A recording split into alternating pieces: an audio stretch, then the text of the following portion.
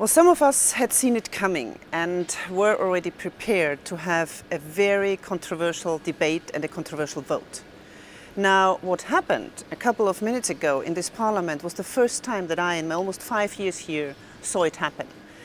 A yelling and booing group of mostly male MEPs on the extreme right of the parliament wanted to send the report on sexual and reproductive health and rights back to the Women's Committee and not let us vote on it, although we had a wide majority in the committee and also over wide groups we thought we would have a majority.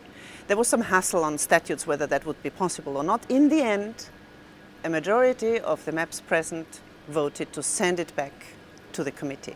And there were many of the Conservatives MEPs in there, women and men, and also quite a few liberals, which I found extremely annoying. But being annoyed is not the job for a parliamentarian, so we will continue to fight for women's rights, for the rights for women to have access to safe abortion if they need it.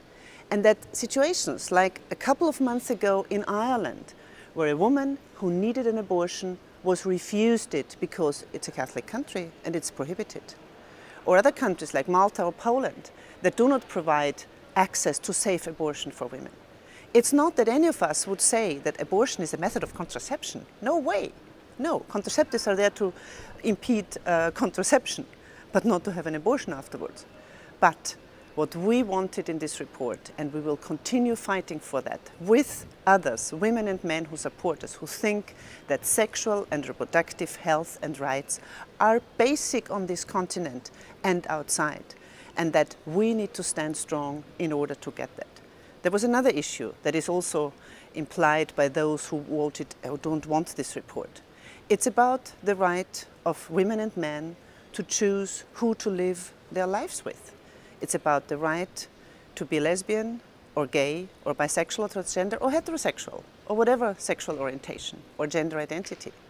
That is also a point that is in our report and that we hope will be passed in the Women's Committee again as soon as possible, and then we get it back to the plenary in there and we will pass it. I am sure of that, and I need every support from everybody outside who is on our side. Thank you.